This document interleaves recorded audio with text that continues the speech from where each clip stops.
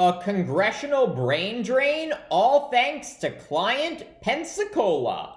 All that and more now on Drafts Grievances.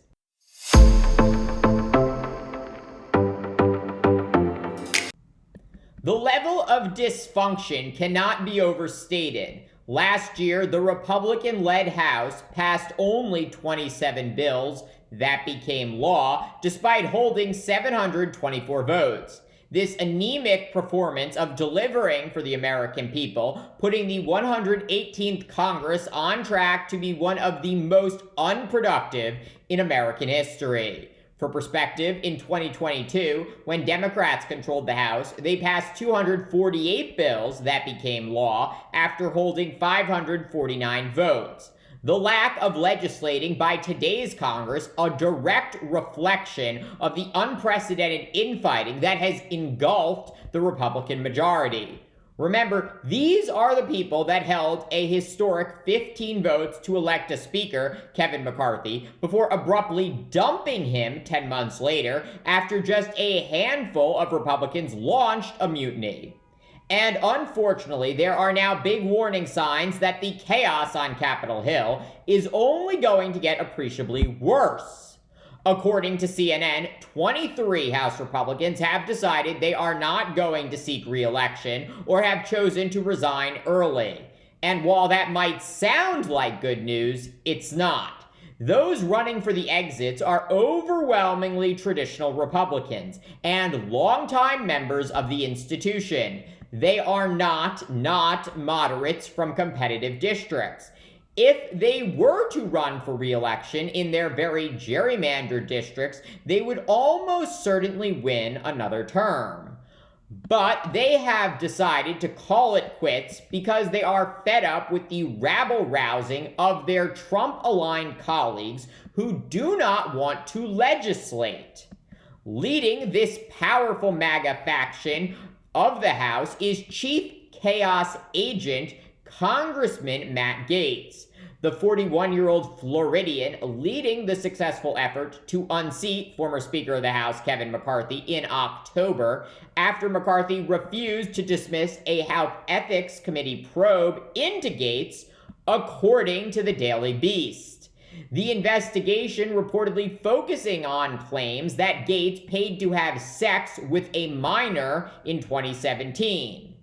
And while McCarthy repeatedly stated he had no control over the Ethics Committee, that didn't seem to matter much to Gaetz and his Freedom Caucus allies.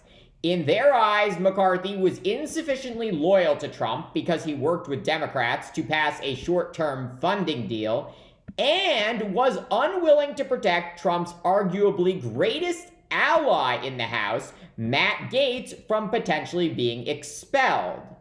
So with McCarthy not only out as Speaker, but resigned from Congress, Gaetz is now celebrating the departure of additional traditional Republicans, who likely have little tolerance for sex trafficking. Gaetz, writing on social media, quote, "I've made Congress so miserable for so many members that they are leaving. Wonderful. If you want to be a Paul Ryan, Kevin McCarthy Republican, they don't work here anymore. The next phase of our plan is to replace the droves of retiring members with American First patriots." To be very clear, Gaetz is proud of destroying whatever esteem the party of Lincoln and the Congress of the United States once had. And he is licking his chops at the prospect of more Trumpian politicians coming to Washington to help him lay siege to American democracy and government.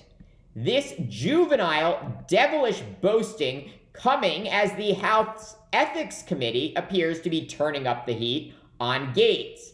Late last week, the committee reportedly issuing a subpoena for testimony from an ex-girlfriend of Gaetz on February 29th. Investigators reportedly interested in speaking with the ex about allegations Gaetz paid for sex, used illegal drugs, and potentially violated lobbying laws. Gaetz has denied any wrongdoing, yet this is really something. He tried repeatedly to persuade the Trump administration to grant him a, quote, blanket pardon from the beginning of time up until the present day before the former president left office.